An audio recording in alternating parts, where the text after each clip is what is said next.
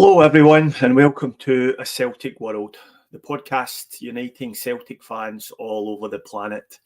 As you can see, I'm all on my own tonight. I was expected to be joined by a couple of other fellow contributors, but there you go. Sometimes things don't work out the way you want them to. So I'll go ahead on my own, try and make it as interesting as possible, make it as interactive as possible. If you want to ask any questions in the comments, please fire in and I will do my best to answer them. So what we're going to talk about tonight, well, first we're going to look at the Hearts game from the weekend there and pick the main points out of there and discuss some of the main incidents that happened. And then we're going to look at our upcoming Champions League group and see what we think are our expectations of that group. After that, we'll have a chat about the game against Slovan Bratislava on Wednesday night, Thursday morning here. And then if we've got time at the end, we'll do some socials. So let me just hide this and put that ticker up there. So hello to everyone in the comments. You're all very welcome along. And as I say, if you've got anything you want to ask, I'm just going to blather on to myself, which is what I normally do anyway. Then you can just shout out in the comments. So hello, Frank Brennan. It's me who's hosting. I'm hosting, contributing, and just doing everything. Hello, Plunge McNugget. And hello, Jay Dagahoy, if that's the right name. So we'll jump right in. And we'll start to talk about the Hearts game on the weekend. Let me just see if I can share the screen.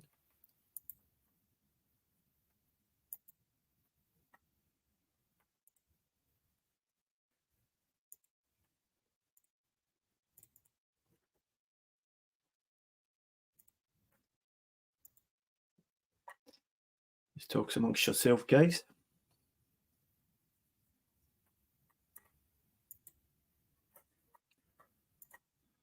All right. Oh, that's the wrong one. Let's not talk about that just yet.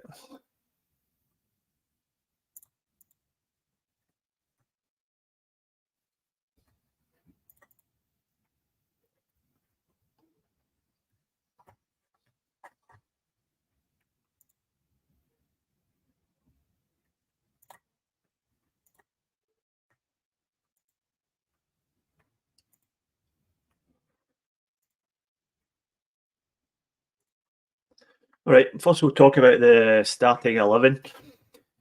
So it was Schmeichel in goal as usual. Johnson, Carter-Vickers, Scales, McGregor, Arnie Engels making his debut in midfield, Hatate, Kun, Maeda, and Kyogo.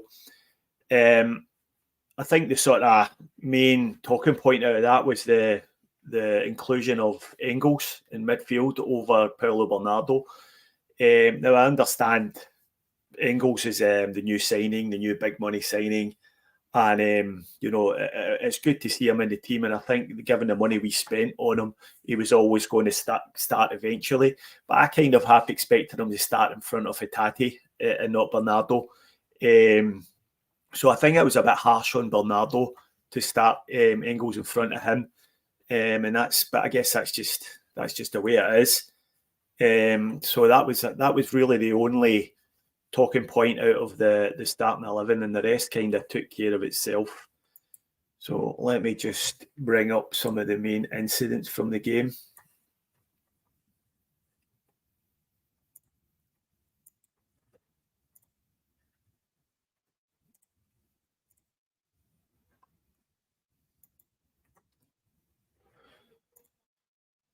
All right, so this was in the 10th minute. Kyogo broke through on goal after an excellent through ball from Kyogo. From Kun, an excellent through ball from Kun to Kyogo, and he was left 1-on-1 with the goalkeeper. I think all of us expected him to bury that, and he probably should have. So a bit worrying, perhaps, that he's missing so many 1-on-1 chances.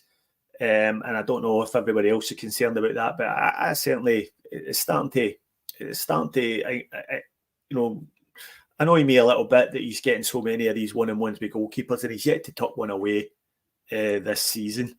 So he's a great player, Kyogo, and hopefully things will come good for him in the very near future. Kaiser, if you're in the comments here, feel free to join, mate. It's all good. Anybody's free to join if any of the contributors are out there. That's a good point from Alex Burrow there. Henrik would have checked the goalie. I think he probably would have. Red Scotland, he's been like this since he signed, and that's why he's never been a Celtic striker in my view, certainly not in the CEL level. Maybe a bit harsh there with that one. I'm sure he's got a decent record. And I think if he keeps getting into these chances, then he'll definitely tuck them away. So I'm not too concerned.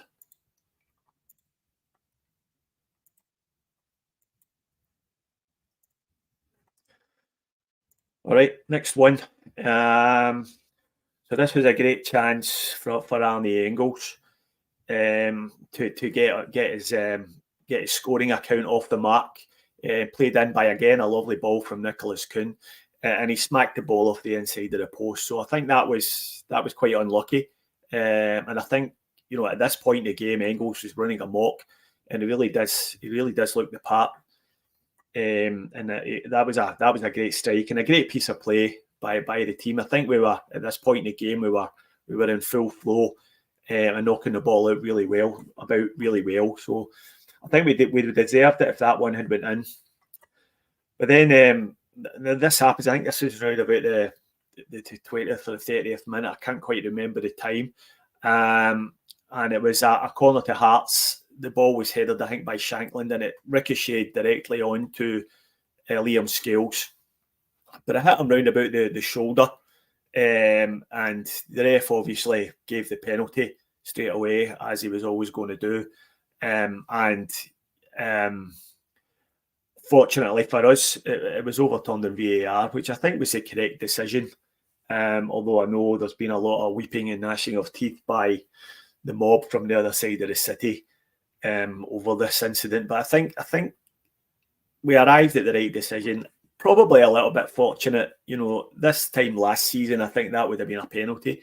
It would have been given as a penalty, but it was good that it was good that the VAR worked as intended, and that's what it's there for. So, unfortunately for me and for any other guys watching on Celtic TV, this is what we've seen while we were waiting on that VAR decision being reached. Celtic TV, usual shamble. The stream dropped out, I think, 4 times while I was watching it, and it is something they're really going to have to do something about.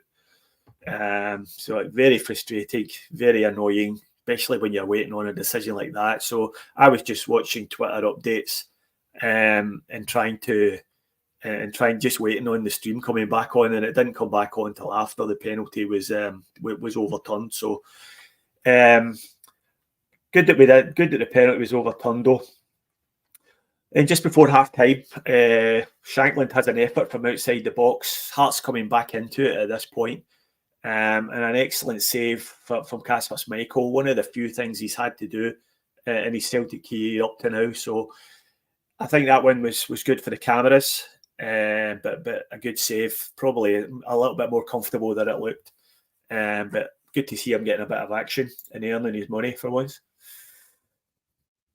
So next up, right before half time, I think this was an injury time and first half stoppage time. Cross from the left, I think from Taylor, and Kyogo has a chance to bury his shot. I think he gets a decent shot away, but it was quite a good save from Craig Gordon. The ball then breaks to Nicholas Kuhn, who's pretty much got an open goal, but doesn't get a firm enough contact on it. And to be fair to him, he was really stretching for that. So the people were able to, the defenders were able to get back on the line and clear it away. So that was it.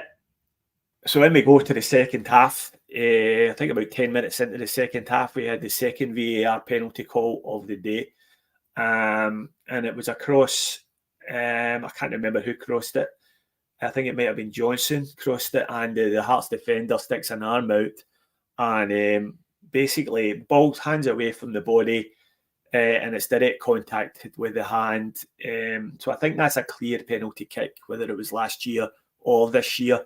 Unfortunately, the ref didn't see it that way, didn't award the penalty, and I had to go to VAR. Now, fortunately for us, again, VAR worked as it was intended to work, and the ref overturned and awarded the penalty. Interesting to see that the usual penalty taker, Rio Hatate, didn't take it and handed the ball to Arnie Engels, who was on his debut. Been unlucky with a couple of shots in the first half, and it was good to see him stepping up. Never in any doubt, he stepped up and stroked it away into the corner, sent Craig Gordon the wrong way, and hilariously, Shankland and some other guy in the Hearts team were in the background trying to sledge him when he was taking a penalty. But obviously, he's a class above any of those guys, and it was great to see that going in the back of the net. So we're 1-0 up at that point. Not long after that, we had a shot, a very excellent opportunity for Hearts to get back on level terms. A shot from inside the box, inside the 6-yard box, which Michael did well to smother. And I think we got out of jail with that one a little bit. I think the striker should have done an awful lot better from that one. So we could have been in level terms at that point, and that made things a lot more uncomfortable moving into the latter part of the game. We'll just pull up a comment there from Ian Roy. McGregor told Hatate that Engels was taking the penalty. Hatate is now pissed off. But I'm not too sure about that. I think Hatate handed the ball to Engels of his own free will. I think he was okay with that. And I'm not sure Hatate's the type of guy that would carry that grudge about with him. So, that's okay for me. I think the right decision was reached. And the way he stuck the penalty away, I don't think anyone else will be taking penalties from now on.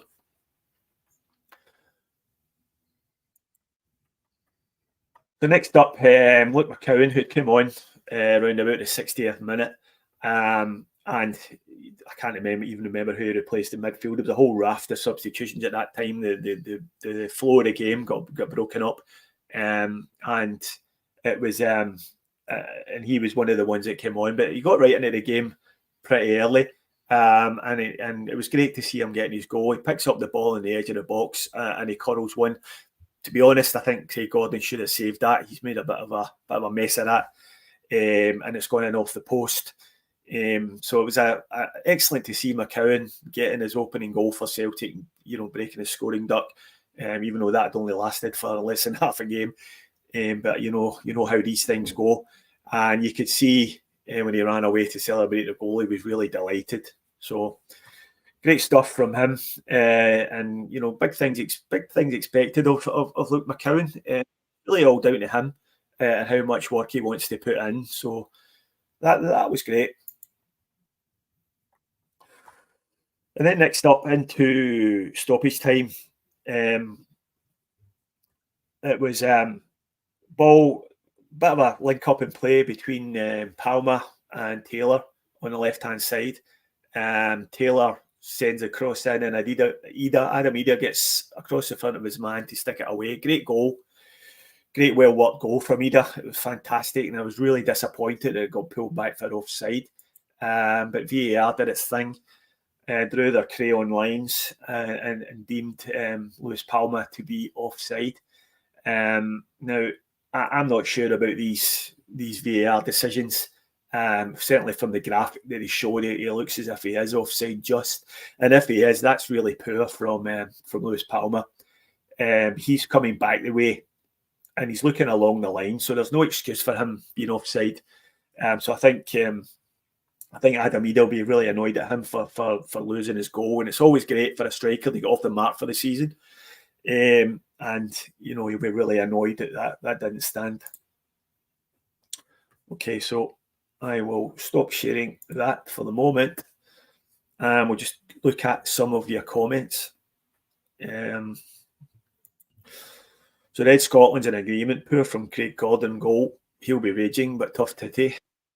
Craig Gordon, bit of an arse. Next from the stats guy, Mahesh, Celtic did enough in the data for a 2-goal win, but would have been better if it was more than just a penalty and a long-range specky. Celtic switched off after 60 minutes, became an arm wrestle. Yeah, I think that's a fair point. I think you could see that watching the game. Hearts definitely came back into it. And I think Celtic did switch off. I think the substitutions didn't help. I think we lost the flow of the game a little bit. And, and I think that was why. So Frank Brennan, and now that the Moody and sulky Hatate was crap against the Swinecastle rabble, Brenda has a difficult decision or two to make as to who he starts with midfield on Wednesday night. Well, we'll talk about that in a bit when we talk about the game on Wednesday night. I'm not too sure how he's going to go, but I don't think it's fair calling Hatate Moody and sulky. I don't think he's ever really showed that. He's always been a very professional in his Celtic career. And I think he'll continue to show that. So I don't think that's particularly fair. But we'll wait and see what Brendan decides to do. So that was it. We go in, for a while we're 8 points clear of Rangers. We're on level points with Aberdeen, but obviously Rangers get the win, a narrow win up at Dundee on Sunday night. So we're back to 5 points ahead. So I'm Pang Boys asking Steve, did Brendan save players for Europe? Don't think so. I think the only one you could say that about was maybe Paulo Bernardo, but Bernardo is probably I can't see him dropping 8 goals now for Wednesday night. Now that he played so well, he got the man of the match. Whether or not you agree with that or not, I noticed a lot of people saying they thought Cameron Carter-Vickers should probably have got man of the match, but they gave it to Engels, and fair play to him for that. So I don't see him being dropped for Wednesday night. It's harsh on Bernardo, but I think that's the way it'll go.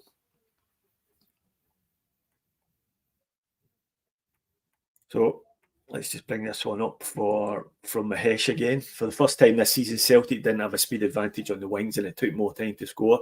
Angeball's second season, Celtic were averaging 25 minutes before scoring. Yeah, that could be true. I think, to be honest with you, it's just the old adage, though, if you don't score early, it becomes harder. The team you're playing against becomes a lot more enthused and a lot more energetic in their press. And I think you've got to give some credit to Hearts for that. I think Hearts pressed us high and pressed us really well. And I don't think we dealt with that terribly well, especially in the second half. So that might be something to be concerned about moving into the Champions League games coming, because we will definitely get pressed high by better teams than Hearts, that's for sure. Okay, so we'll probably draw a line under the game, and we'll move on to talk about the Champions League, because let's face it, we're all excited about that. So let's just quickly have a look at the fixtures that we're going to be playing. So Wednesday night, we're at home in match day 1 against Slovan Bratislava. Match day 2, the 1st of October, we're away to Borussia Dortmund. Match day 3, we're away again to Atalanta. Match day 4, we're back at Celtic Park with RB Leipzig visiting. Match day 5, which is 27th of November, we're at home again to Club Brugge from Belgium. Match day 6, we're away, and that's into December by that time to Dynamo Zagreb. Match day 7, we're at home to Young Boys Bern, and that's on the 22nd of January.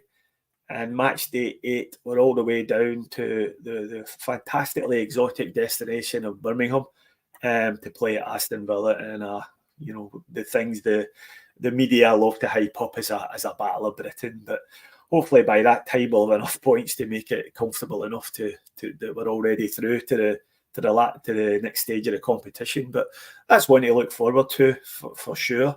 I think it'll be interesting. But I think looking at that fixture list, you can see how important it is for us to get points, all 3 points from Slovan Bratislava this Wednesday night. After then we go away to Borussia Dortmund, then we're away to Atalanta. Really good teams. And then we're at home to RB Leipzig, I think they were the other pot 1 team, RB Leipzig. So, we might struggle in the next 3 games to pick up points. So it's, crucially important that we get a result on Wednesday night from Slovan Bratislava. So we'll maybe talk a bit about that game in isolation just now and how much we're looking forward to it. So Bratislava, just give me 2 seconds. I've wrote down some notes about them. So a couple of things about Bratislava. They're managed by a guy called Vladimir Weiss, who's a bit of a legend round about the Slovakian football community. They're also captained by Vladimir Weiss, who's the son of Vladimir Weiss. And if that name sounds familiar, it will be because he spent some time on loan at the old Rangers, pre-liquidation Rangers, in 2010, on loan from Man City, where he was a very, very highly rated young player. Well, looks like I'm going to be joined by Dano, so let me just bring Dano in. Oh, Dano, how you doing? Oh, Stephen, man, I've been watching you on the way home. Lost in Costco, man, out here in Busan. I'm visiting a friend. Oh my God, man. So sorry to leave you hanging like that. That's all right, mate. That's all good. These things happen. Life comes at you fast, doesn't it? It can't, get lost. I mean, you walk into Costco, you're thinking, all right, I can handle this. Get some stuff. Yeah. Yeah, it's a hell on earth, isn't it? It doesn't matter where you go in the world. It's a lot. It's a lot. Yeah. But well, hey, luckily we survived. So how's it going here, man? I've just been blathering on myself about the Hearts game on the weekend. So obviously everyone's fed up with me talking now. So you were as you've become very synonymous with hosting these drink-alongs. I don't know whether that speaks to your drinking habits or not, but you were hosting the one again for the Hearts game. How did that go? It was bananas. It was so weird. It's hard to describe. At first, it was okay. I mean, to set it up, Kaiser is already on a lag, right? He's in Spain. He's on vacation. He's still doing this thing with me, which I already thought was admirable. But I'm kind of having second thoughts about it because his internet was lagging behind so far that by the end of the game, he was actually like 19, 20 minutes behind.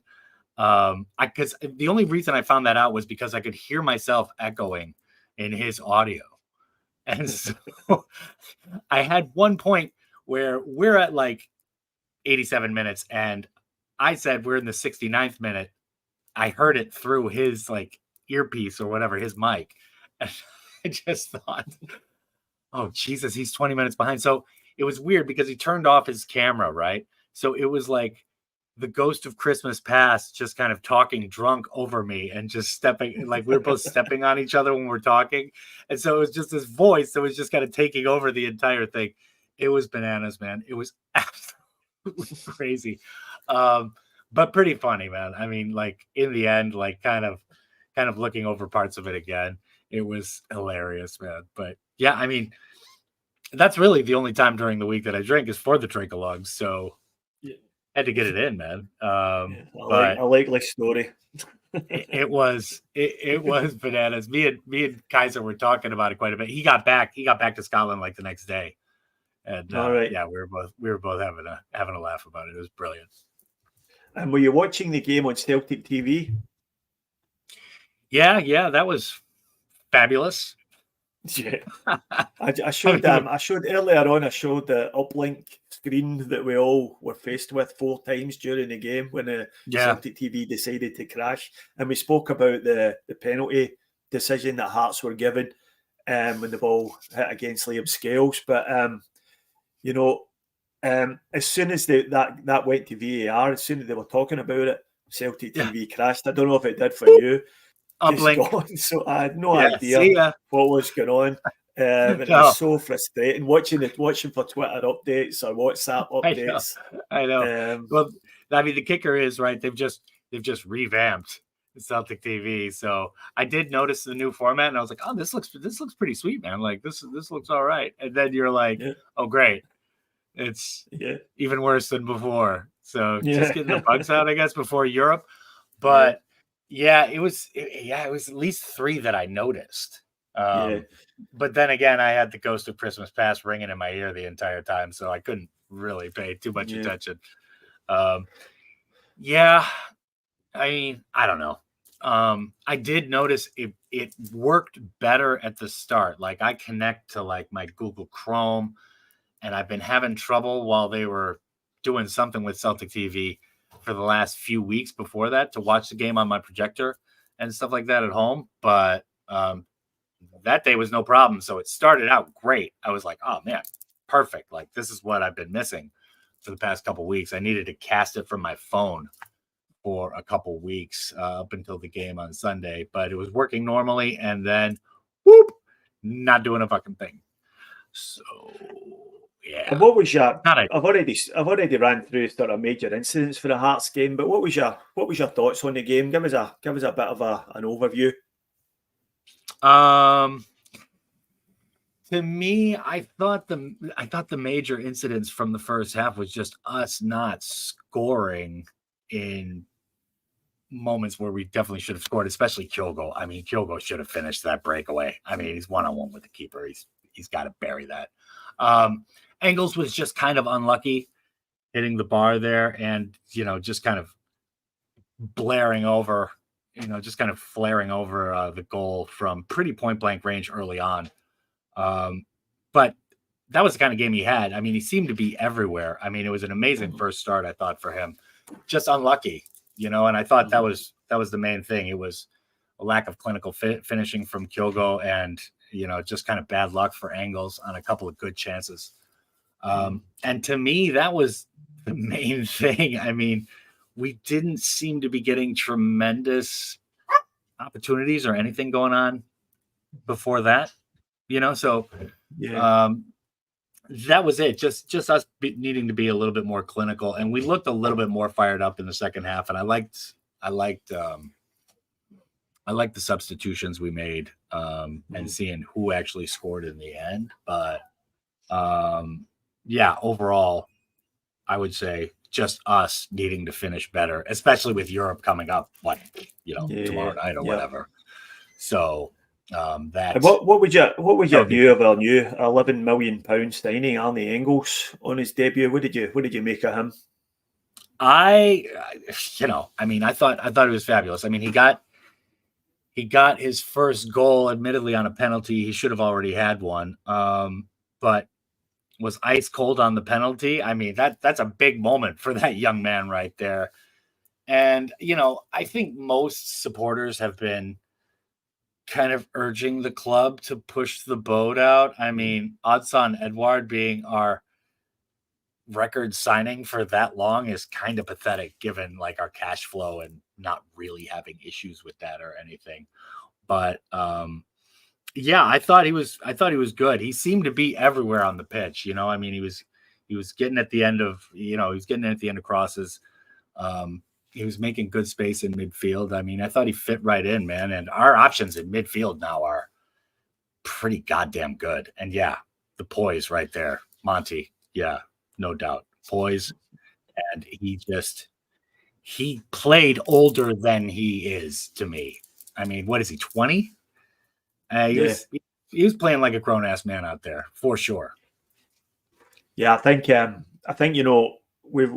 right. We've been crying out for ages for the club to spend that sort of money on that type of player, and you can see why. I think he just looked levels above pretty much everyone else in the park. To be honest with you, he just looked a great player in the first half, especially. I think he kind of dropped off a bit in the second half, but that's probably to be expected. But I think he's a great player, and I felt a bit sorry for Paulo Bernardo. losing his place in the team after playing so well against the Rangers. But Engels obviously hasn't come to the club to sit on the bench for that amount of money. No. And it's just a question of who drops out of the team. And Bernardo was the unfortunate one, but I'm sure Bernardo will get plenty of game time for the rest of the season. Yeah, but also, I mean, they're kind of looking past, I think, Hatate eventually moving on, and some other people maybe in midfield that might move on eventually. So you want to have guys who have kind of been there for a season or so, and then they get in and they're in the main show.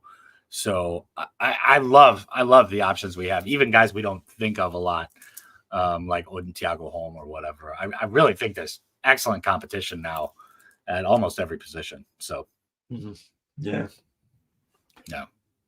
But what do you think? So I mean, you probably discussed it alone. yeah. I thought he was great. I thought he done really well. As I mentioned earlier, I was surprised that he didn't drop out. He didn't drop Hatate. I thought Hatate's been the sort of poorest of the midfielders up to now, even though he's probably our most creative. But I don't think he's really played well, and I don't think he played well on Saturday either. I think he gave the ball away an awful lot, and I wouldn't be surprised if Brendan goes with Bernardo and Engels for the game. But Mahesh reckons Engels' contributions enough for 1.29 goals. Class other than Kalmaki's Celtic's only Euro level mid, and I think that's probably true. But although maybe a little bit harsh on Bernardo and Hatate, but we'll see how they got on in Europe. But I thought Engels was excellent. I'm really looking forward to seeing what he brings to the team for the rest of the season. Yeah.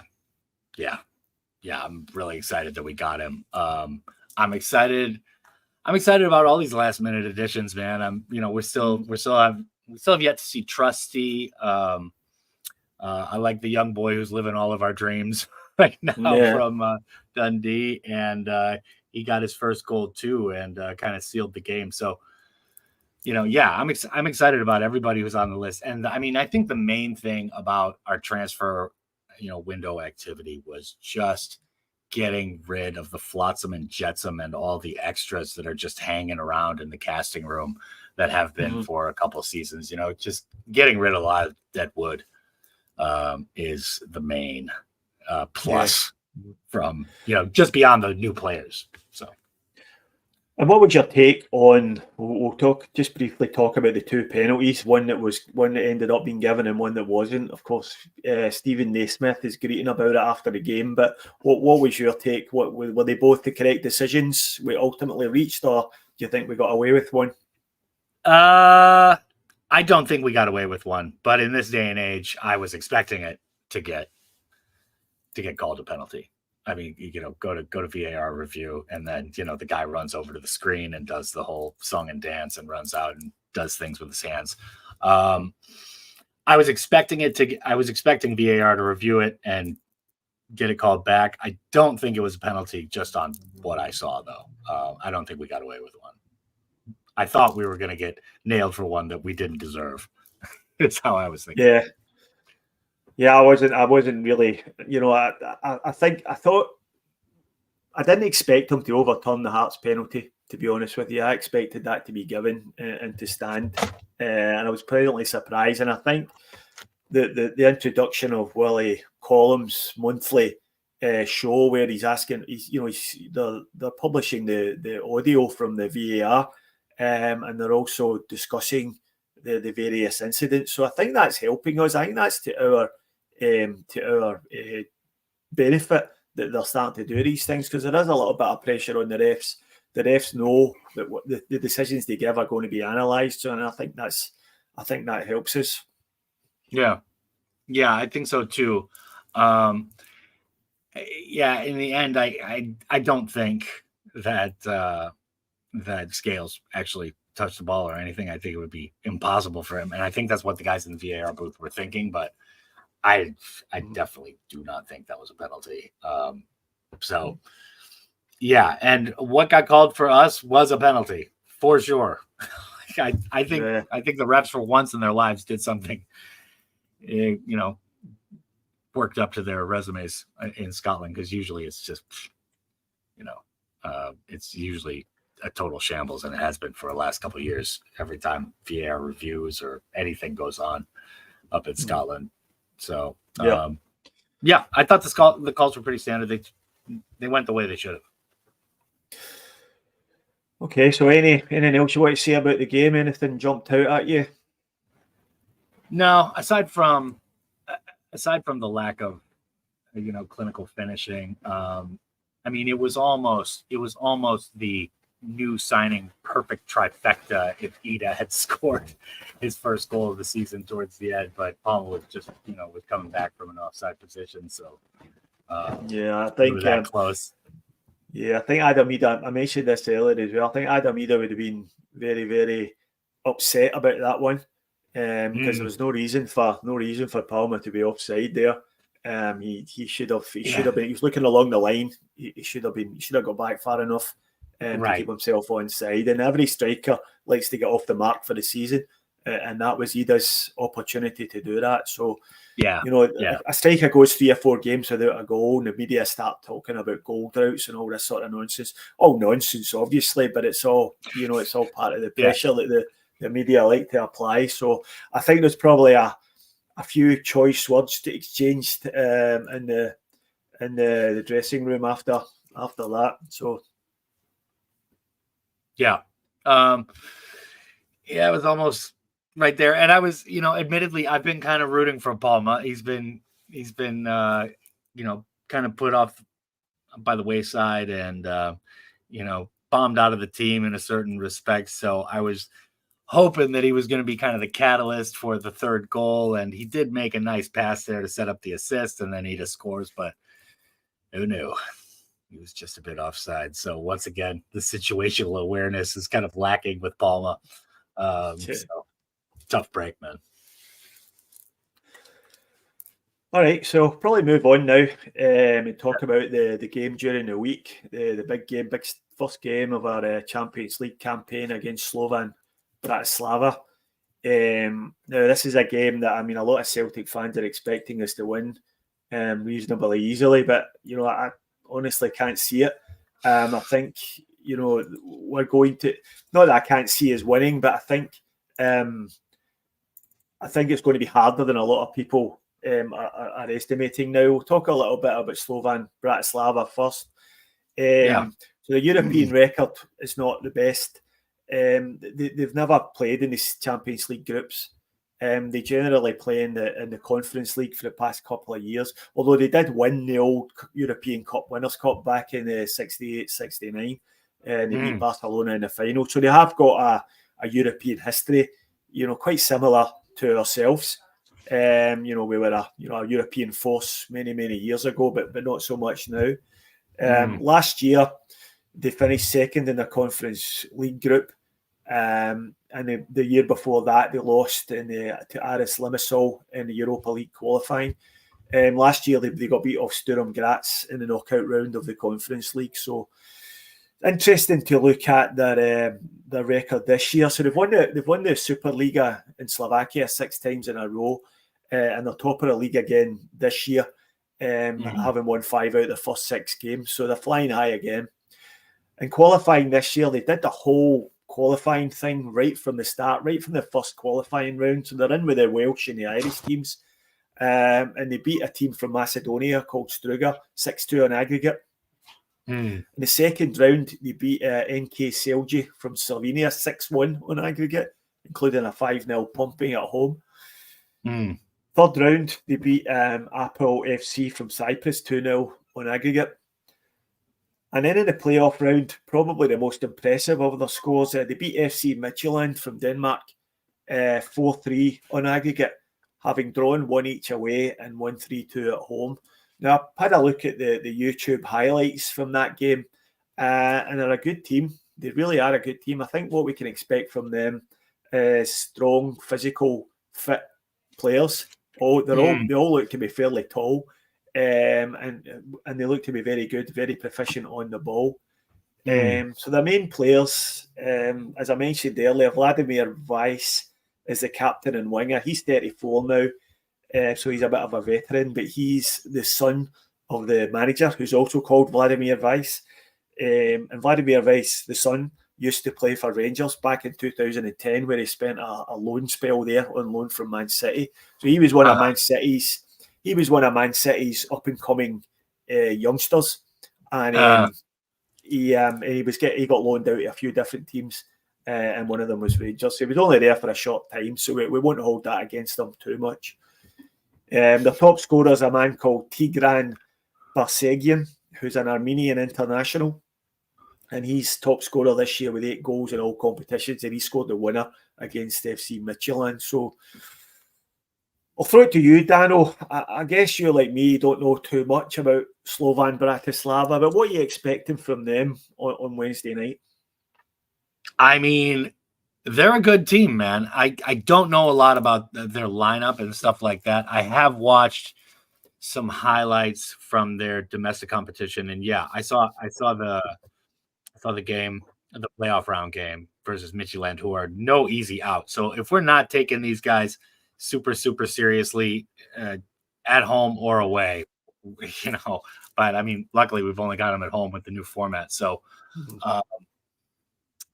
yeah, I mean, I go guns blazing, man. Get the knives sharpened. I mean, do not take them lightly. And, if you've got a chance to score a bunch of goals and really take it to an opponent in European competition, do it, because you might need them later. So, I mean, we should definitely not be taking anyone for granted, especially not any quote unquote we teams, which nowadays we're kind of, I mean, let's face it, we're kind of thrown in. I mean, if you're looking down on us from Real Madrid or whatever, the true royalty of the competition, that's kind of what we're classified as well. So we've got to go out there and, we got to bite hard, man. And we got to go at them, especially at home. Yeah, I think, to be honest with you, I'm not really sure we've earned the right to take any team lightly. When you look at their record at home, I mean, if we had beaten FC Midtjylland over 2 legs, I think we'd have been absolutely delighted with that score. I mean, we're not great at winning knockout ties, and we've had our issues with qualifiers in the past. So I think we don't have the right to take any team lightly. And I've heard a few people saying this thing, we should be trying to score a few goals. And yeah, of course, that's the aim. But I think, I would just settle for 3 points, no matter what. I don't think we're in a point in the development of the team to be looking at thrashing these teams. And I would settle for a 1-0. I settle for 3 points at any distance, any type of margin, at anything at this point. But yeah, I mean, the one thing that one of the commenters was talking about is Brendan and, the coaching staff and everybody, they're not going to be taking them lightly at all. So I don't think we have anything to worry about, a non-serious game mentality once it comes to Wednesday night. I mean, I think, we're going to bring out the guns of the Navarone, and, hopefully the fans are too, which, I don't doubt they're going to as well. Any European night at Celtic Park just looks unbelievable. So can't wait to see it, man. Can't wait. Yeah. So I just brought up a comment there from Craig Young. Celtic fans should be making Celtic Park an intimidating place to be. Boo them anytime they have the ball. I think that's important. I think in recent years we've become a bit of a tourist destination for teams who like to come and enjoy the experience. But I think it's high time we started making Celtic Park a more intimidating atmosphere. Teams don't want to play at. I don't really want to be on people's football bucket lists. I would rather, when the draw comes out, they're saying, "Oh God, we have to go to Celtic Park." Rather we have to go to Celtic. We go to Celtic Park. We take a lot of selfies and enjoy the atmosphere and post on Instagram about how much we love it. No, I mean, I agree with that 100%. Ever since Messi said something about it years and years ago about, that's the best atmosphere in Europe that I've seen. The pinnacle. It has become kind of a destination, but not for not for our right reasons. So yeah, maybe we should make it a little more intimidating. I mean, just be nasty up there and really get at the opposition players. So yeah, and we have a perfect opportunity here to really score some points and try and get into the playoffs this year, man. Hopefully it starts off well on Wednesday. I got a good feeling about it. And I think this is just kind of feeling like it's going to be a special year. So we'll see what happens. I think that whole thing reached its pinnacle when one of the times we played against Barcelona, we got a bagpiper to pipe them up the Celtic way. I thought that's next level fucking arse licking. That it really is. We need that's. We've got to stop that. Please, no more of that. This is a little too much, boys. Yeah. So Mahesh said Bratislava have 4 Euro level mids to Celtic's 2. So Celtic are outnumbered. Celtic have an advantage in the forward line. Celtic should still win by a goal or 2. So that's the stats. That's the stats man. Mahesh giving us the lowdown on that one. So let's hope he's right and we get the win by a goal or 2. Maybe we'll talk about the lineup, Dano, about what we're expecting Celtic to line up like. I think obviously Kasper Schmeichel picks himself in goal. Are you expecting any changes along the back four? I'm not, especially against the old firm. I mean, the only concern in the back four would be Scales, right? But I mean, versus Rangers, once again, Scales was absolutely immense, man. He was making plays. He was doing it. And Trusty hasn't gotten any playing time so far. So, I mean, do you switch him out? I mean, for his first start, I don't know. I honestly don't know. I mean, he is an international with the USMNT, but I would stick with the usual suspects back there, 100%. So, yeah, I mean, I don't think there's any way he's going to throw Trusty into his debut in a Champions League game, and I do agree with you. Scales has been pretty outstanding. He's been really good. He's really good again yesterday. Yeah, and I think a lot of people, forget that there's improvement in Liam Scales. He improved a lot last year, and he can improve a lot again this year. He's under the right manager for improving players, so he certainly won't lose his place for this game. There's question marks over his ability at Champions League level, but he certainly deserves the chance. And there's no way he'll be getting dropped for the game. Absolutely no chance. Yeah, I mean, there's no way Trusty's fit right now. Forget it. You know what I mean? I don't see it. Yeah, and the same goes for Greg Taylor. He's not throwing Alex Valle into the team to make his debut at left back, unless there's an injury or something. That would be the only. That would be the only case. Yeah. That would be the case. Yeah, I'd see that happening like for this weekend's game after the European tie. Maybe get some tired legs of rest, especially if it's a grueling match, right? But not for this game. You gotta bring out your horses for the race, man. Yeah. So the midfield three, what do you think? Because that was where the surprise came at the weekend when he dropped Bernardo and played Engels. So what's your midfield three? Yeah, I don't know. To their credit, I say that the last couple of games, both Engels and Bernardo have played. I mean, Bernardo had a very, very good game versus Rangers, I thought, and Engels looked superb against Hearts. I mean, to me, you could almost flip a coin. I do think that Engels has a little bit of an edge right now, having had the performance in his debut game that he just did. But Bernardo probably knows, the Gaffer system better, especially in a European game. He has some European experience. So I don't know. To me, I would go with Engels, man. I just think that is going to be something special. But if it's Bernardo, I'm not going to be upset, and I can completely see the rationale. What do you think? Yeah, I think he'll stick with Engels. The question in my mind, though, is whether or not he drops Hatate out or not. Because as I said before, Hatate, he gave the ball away an awful lot yesterday on Saturday against Hearts, and I don't think he's been great this season. Yeah. Now I understand he's got a lot of creativity and he's a great player, but I just wonder if he'll go with Bernardo and Engels as the two playing in front of Kalmack, because there is going to be times we're going to have to absorb a bit of pressure from any team we play in the Champions League, and I'm just not sure that I'm not, to be honest with you, I'm not that sure that Rodgers really fancies Hatate that much.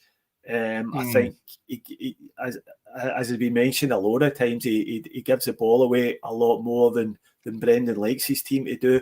Possession's king in a Brendan Rodgers side, so I agree. There's John Clements is sort of saying the same thing there. McGregor, Engels, Bernardo, ball retention will be so important, and I think that's true. So that's how I think he'll go. I think you'll see Hatate dropping out. I could see that, man. I could totally see that. And you've been preaching the gospel on that for a long time. Like Hatate for a European tie is not good given how much he gives the ball away. And I could completely see that happening as well. And it wouldn't be a bad move. Especially with how he played on Saturday. It wasn't great. So I could see that. I could see that. That might be our ideal. That might be our ideal 11, actually. Ideal midfield, at least. And what about the wide players? We sticking with Kuhn and Maeda? I don't think that's any question, to be perfectly honest. Yeah. Maeda, Kuhn, Kyogo. Yeah, no doubt. Especially Kuhn, man. Kuhn has some real European level speed, man. He's got some vroom in that engine. So you got to have him. He can break on anybody. So he's kind of a deadly weapon for us. The thing about Kuhn for me is he is. I agree with you. He's been really good, but see when he cuts inside, he's got to make a decision a lot quicker. Yeah. He runs into traffic far too much. If he's going to get in, if he's going to cut inside, he needs to get a shot away, because far too many times he just takes one extra touch and ends up running into traffic. So I'd like to see him cut inside and then shoot early and try and catch a goalkeeper out. And I think once he gets to that into his game, he'll be an absolute weapon. And on the other side, I think go ahead. Sorry.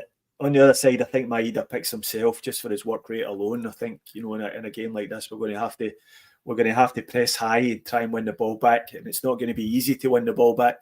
Certainly not as easy as it was to win it off Hearts or Rangers for that matter.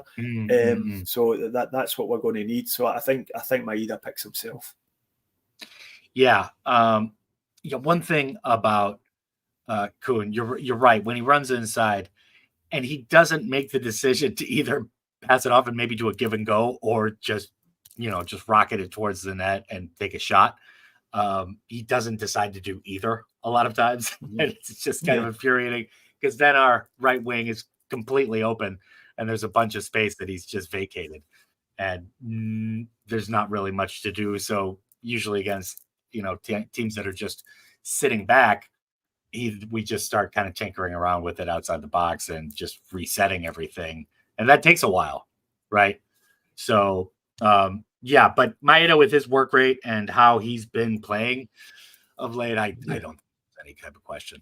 So yeah, for sure. So Red Scotland, Maeda's energy is phenomenal. He starts. Also, his first touch has improved under Brendan, and I think that's true. I think his first touch is much better this year.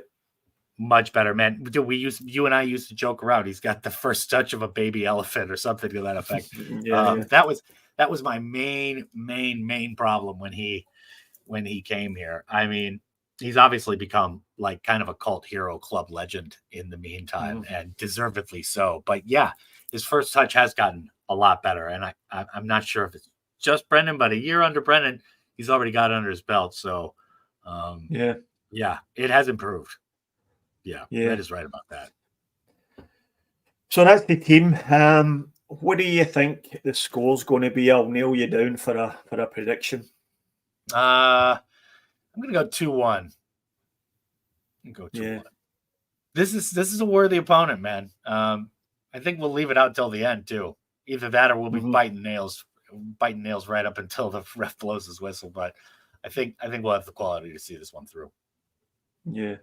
Yeah, I think we'll win as well, but I agree with you. I think it will be a single goal. So I think we'll win 1-0. I think we'll do enough to get a goal, and I think we'll probably be just about good enough to keep them out. But I would like a few more goals than that. It'd be great to lay down a marker in the group, because this is. But the first thing is we really have to win the game, and just to underline that we belong in this competition as much for our own players' benefit as anyone else's, because they must have doubts in their mind, and they must be questioning themselves. So very important. Just quickly, any of the other fixtures jumps out at you as one you're looking forward to?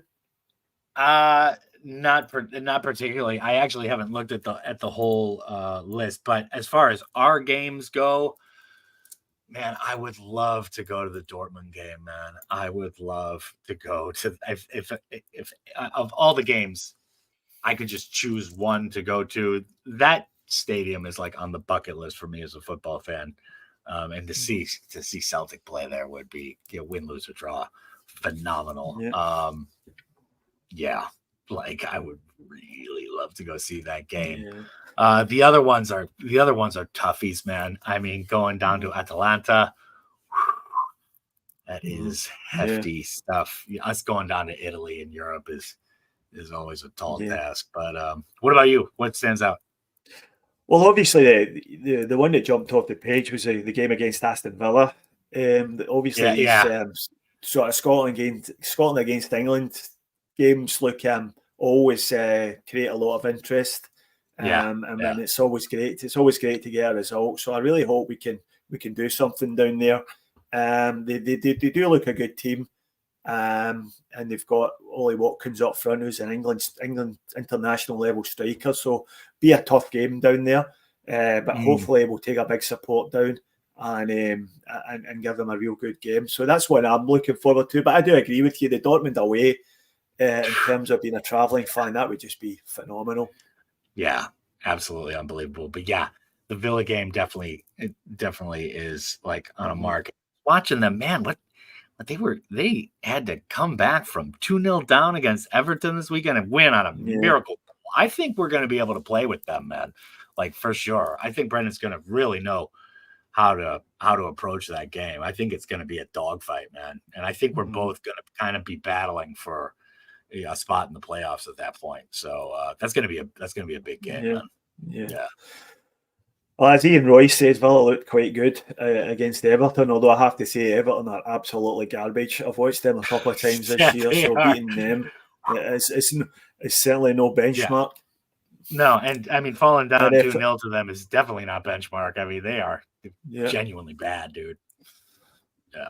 Frank Brennan reckons sadly Villa will cream us in January. So that's the spirit, Frank. Keep it up, mate. Yeah. Yay. Yay, let's go. Let's go. Yeah. All right.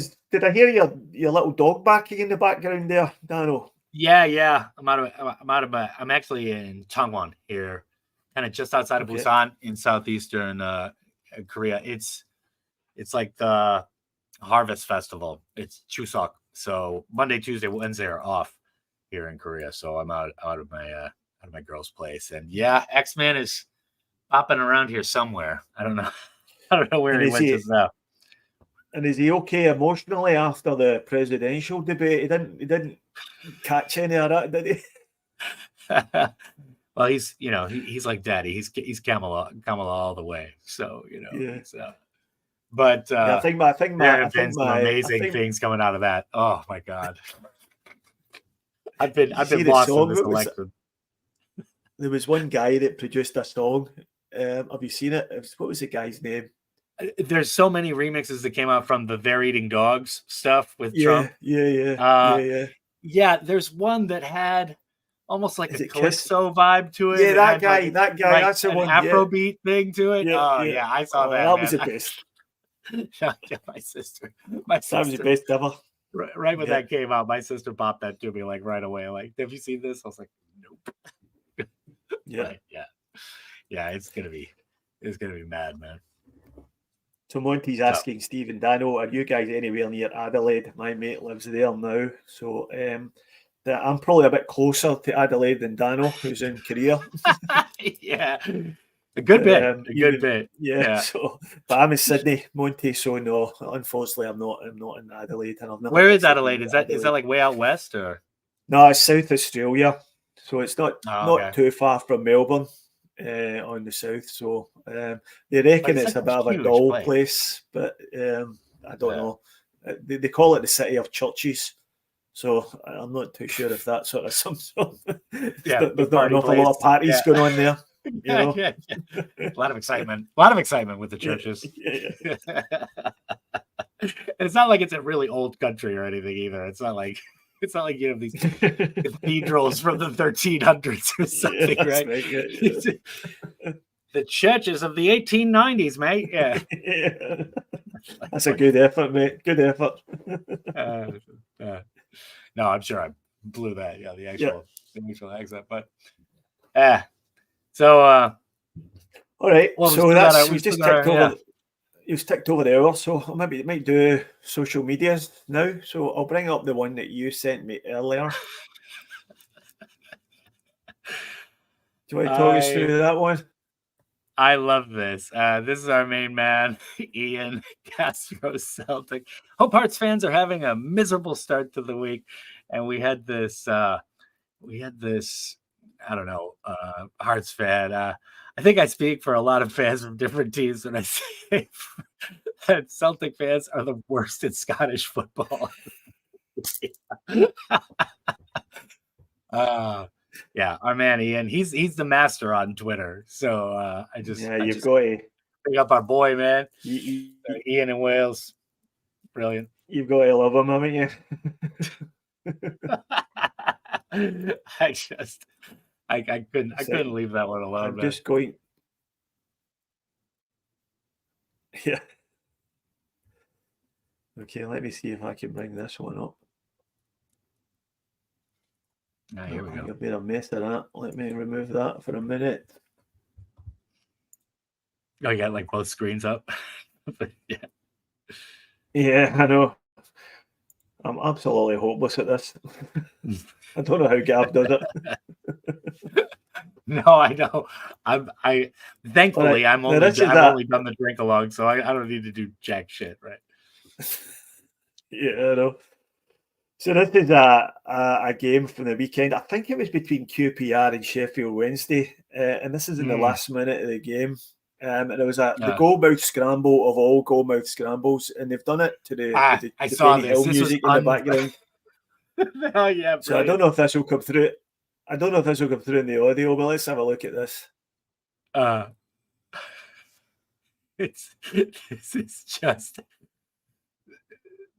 This is.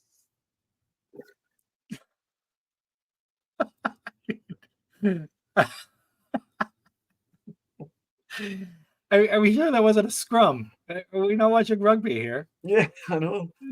I mean, the goalkeeper was even involved as well. Yeah, that was hilarious. I know the ref is standing right over him, man. I mean, there must be like 15 people standing within what, like a 3-yard circle or something. Unbelievable, man. Yeah. So yeah, anytime any of these English football types tell us that Scottish football is a load of rubbish, I think we should just show them that video there, because I've seen them. I've seen better football in a non-league game in Scotland. So I mean, it's just like everything else with Scotland. Scotland never has enough people. If you had 50 million people living in Scotland, it'd be, it'd probably be the best league in the world. But there's just not enough people, man. There's just not enough people. Yeah. So England gets stacked all high and mighty and superior, and they're a bunch of fucking assholes. So whatever. Nobody cares. All right, so we'll probably call it a day at that. Thanks everyone who joined us in the comments. Especially thanks for those who stuck with us through the first half an hour when it was just me talking a load of Steve. Shit. I gotta apologize to everybody, man. Lost in Costco is that's all right. For me. That's so good. I think we were supposed to. I think I was supposed to send a link to Kaiser as well, and I didn't do it, so it's my fault as well. I should have done that. I should have done that too. I've got access here on StreamYard and all that. Yeah. But thanks everyone anyway. If you haven't done so already, don't forget to like and subscribe to the channel, and we'll be back again on Thursday evening for more fun and games, and hopefully for the guys to talk about our first Champions League victory. So thanks everyone, and thanks Dano. Thanks Stephen, man. Hail, hail.